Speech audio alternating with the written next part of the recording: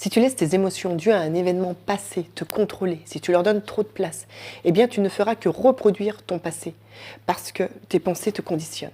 Salut à toi, je m'appelle Charline Métral et je suis experte dans le domaine des relations toxiques. N'hésite pas à liker cette vidéo et à t'abonner à cette chaîne si le sujet t'intéresse. Souvent, tu ne vois pas les choses comme elles sont vraiment, tu les vois comme tu es. Et quand tu comprends ça, eh bien tu peux mieux comprendre la réalité de ce qui se passe pour toi. Si tu restes fixé sur l'emprise que tu as vécue ou sur un trauma passé, tu restes fixé sur un scénario que pourtant tu ne voudrais plus voir se reproduire, au lieu de te fixer sur un possible scénario que tu voudrais voir se produire. Tu dois donc aller au-delà du passé si tu veux qu'un changement puisse se produire pour toi. Alors je sais, toi tu te revois sans arrêt face à telle personne, à tel endroit, face à tel événement ou telle situation, et tu réagis inconsciemment à ces pensées. Les émotions que tu ressens à ce moment-là, elles sont en fait un enregistrement de ton passé. Mais si tu restes fixé là-dessus, eh bien, il y a de grandes chances que tu ne fasses que le reproduire. Et ça peut durer très longtemps. C'est comme ça qu'on voit certaines personnes enchaîner les relations toxiques, par exemple. Quand tu décides de changer de raisonnement, de quitter le connu, de quitter les pensées qui t'étaient familières, eh bien, tu passes par une période inconfortable et déstabilisante. Oui, c'est le prix à payer quand tu rentres dans l'inconnu. C'est pour cela d'ailleurs que certaines personnes restent malheureuses, car elles ne sont pas prêtes à traverser ce nouveau passage, ces moments inconnus.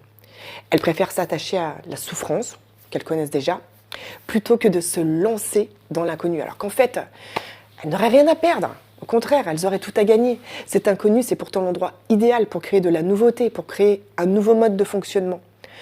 Donc, si toi, maintenant, tu te sens prêt ou prête à évoluer, à créer de la nouveauté pour laisser le passé derrière toi, eh bien, il y a plusieurs étapes à traverser.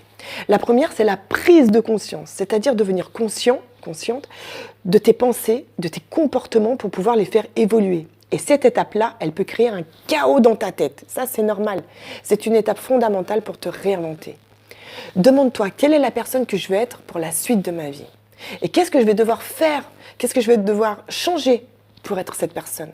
Et quand tu commences à faire ça, en fait, il se passe un truc fou. C'est que ton cerveau ne fait pas la différence entre le réel et l'imaginaire.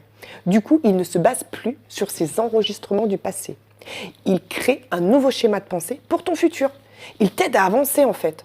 Il crée de nouvelles connexions neuronales. Ton cerveau est câblé pour ça. Il est donc possible d'évoluer vraiment à tout moment. Rien n'est fixé. Tout est possible.